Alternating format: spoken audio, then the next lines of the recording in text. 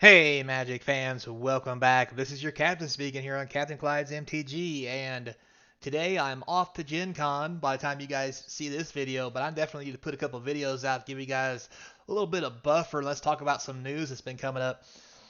Don't forget, I will be posting from Gen Con, but today, at least whenever you're watching this, we're going to talk about Hasbro uh, actually doing good now. It's what the market says, but are they really? So before we get started, don't forget, comment, like, subscribe, hit that notification bell. Comments down below are going to feed that YouTube algorithm. Helps keep the channel sponsor free, and I do appreciate it. So, Hasbro gains after Bank of America pulls bear rating. So, in case you guys don't know, quick rundown. Back in February, due to massive reprints, poor organizational running, and just how much of a shit show in general Hasbro has been, especially with Magic, they gave them a very bare rating of sell because they believe they were milking the golden goose of Magic into oblivion, and it was only a matter of time before they destroyed the product. Now, that was back in January, February, so here we are in August, so what has changed? Um, Honestly, not a lot. Let's be honest. Um, so the reason I say that is, you're going to say, well, it says here Bank of America says they're doing good. Well, let's look at why they're doing good. Sets that have come out since this January, February announcement have really drove the sales of Wizard of the Coast products up, therefore increasing Hasbro profit. But at the same time, realize these sets are projected out years in advance. So it's not like in a matter of 3 months they made an entire card product, tested it, printed it, put it out on stores, just because Bank of America says they're doing bad things. This is what they always had in mind, so let's try to remember that. So the reason for the good rating, it talks about down here in this article, and I can kind of agree with most of it. It went from a neutral rating to underperforming on Friday. The analyst, Jason Haas, whoever that is, he's entitled to his opinion, pointed to Q1 results from the toy company that showed better than anticipated Magic revenue. So, Jason is an analyst who may or may not know the market, but does understand the numbers and the data. So, what does that data say? With the overwhelming upset, many players and collectors, it hasn't had a discernible impact on demand. Magic revenue grew 14% in Q1 to a plus 2% estimate. This was driven down by strong demand for Phyrexia, back catalog of Modern Horizons 2, and Warhammer 40k, which is in its fourth reprint. But the secondary market prices on these sets remain robust. So, what does that mean? So, what that means for us moving forward as Magic players, all the sets that have come out that have been a giant shit show, the only ones that have done well is the Phyrexian sets, except for Aftermath. That was a shit show as well. But Phyrexia, all will be one. March of the Machines, Modern Horizons. Modern Horizons 2 came out almost 2 years ago now, I think, and they're still printing and selling it. So that if those are the three things that they're making profit on, what about everything else? What about Aftermath? What about all the other sets that had came out before that we knew were bad? Also in this picture, we have Lord of the Rings have come out. That was the big hit. We all know it was. Plus with the One Ring and all that stuff. We know that was a big hit. We now have on the verge of Commander Masters, which is selling really well for the most part. I mean, it doesn't have to sell as well as normal products because since it's double the price of a normal product, they could sell half as much of it and still be as much as a normal sell. That's easy math. Anyway, so what this means is the current lineup of products they have is faring well. You got to realize before this, if you look at the data analytic numbers, Dominaria has been on an Amazon dump. They printed so much of it. Crimson Vow, Midnight Hunt. I mean, the list goes on and on and on of bad, poor decisions for years.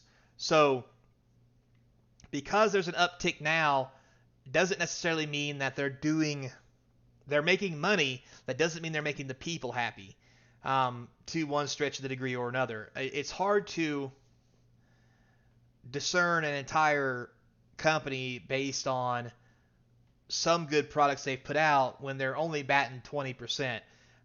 With them going on with now, they got Warhammer, Lord of the Rings, Doctor Who's coming out.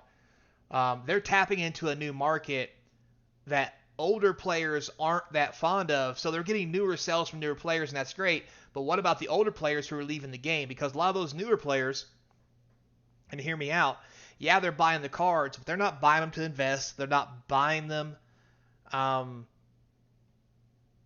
because they like the game that much. They may play it every now and then, but they're going to buy it one time, and then they're going to quit. And then what happens when that Warhammer 40K guys are done, or the Doctor Who guys are done, and now not only are they not buying future products because there's not a future Warhammer 40K, there's not another future Doctor Who after this one, there's not Lord of the Rings after this one. Well, there's that new set they're making for the Christmas special, which is going to flop in my opinion because it's the same cards.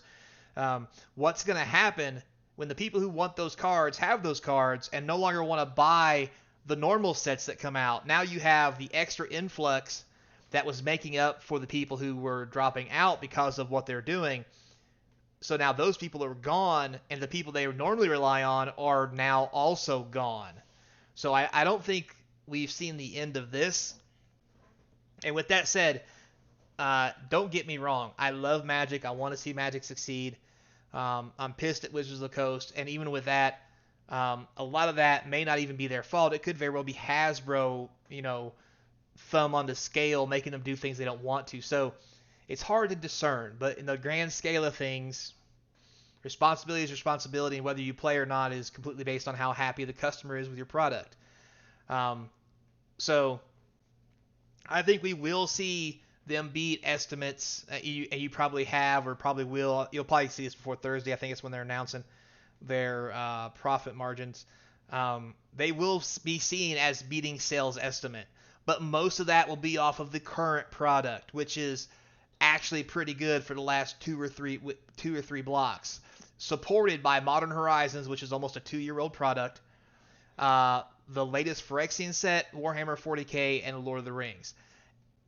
Aftermath and all these other sets that have come out are not going to be anything that's going to really be helping these numbers, along with stores who got stuck with them.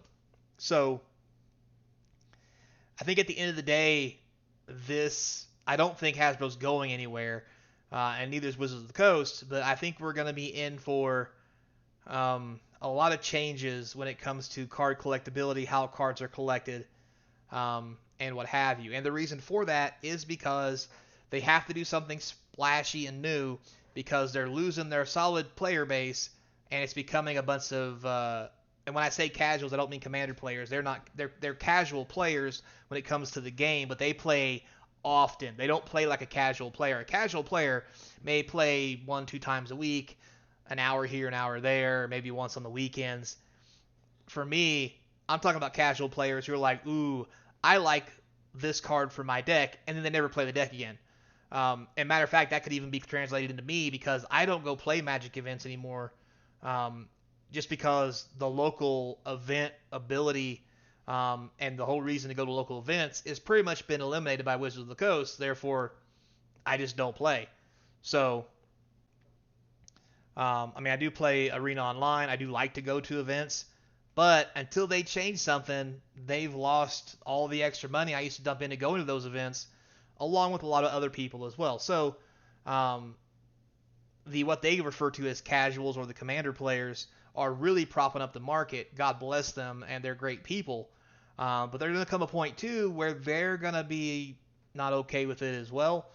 In some way, stretch the imagination, or life will move on, and they'll find something else. There's all these other games coming out. Grand Archive, Lorcana's coming out still. Sorcery's a big thing right now. There's tons of it. You still got Weiss and Final Fantasy out there. Flesh and Blood's a big hitter. There's a lot going on. So, at some point, Hasbro's going to have a good sale to go up, but I think in the future we're going to see more of it going down if they don't change their ways, because they seem to just refuse to do that. Also, stay tuned for the next rant video where we talk about piss poor reprints of how they charged us for reprints with a $400 Commander Master box, and then put the exact same cards they reprinted Commander Masters into Eldraine in boxes that are $100. Yeah. Wait till you hear about that one. That's going to be a good one if you like the bitch. So, currently, with all that said, though, they do expect the price earnings to go up, and I'm sure they probably will, because sales will be higher. But again, this is quarter from quarter. We're not talking overall and how they're dealing with their player base. That's a hard one to rate. The best way that you can understand how the player base feels is with the Magic 30 tokens that came out that everybody thought was the greatest thing since sliced bread. A lot of people tried to pump them up, and those are probably people who work for Hasbro, in my opinion, because they're not selling. They're overpriced still. And those people who get them, great for you. You got a really sweet proxy, but it's never going to be better than the original, and it's still a proxy that you could have spent $5 with some dude online who could have made you something just as good without paying $1,500 for it. It's a weird concept, and the only reason I would think people would like it is because they're hoping for something that's not there. And that's the same people who are like, the game should be affordable. Oh, look, I got this thing that's supposed to be $1,500, so I'm going to sell it $1,500, and then they'll get mad because their proxy card is not worth that and no one will buy it. But at the same time, they want their product to be so cheap that they can afford it. It's a weird dynamic out there that people don't understand how that works, I guess, in some way, shape, or form. Anyway, with that said, guys, I'm off to Gen Con. Thanks a lot for watching. I do appreciate it. Until next time, be kind. And as always, I hope to see you across from the game table.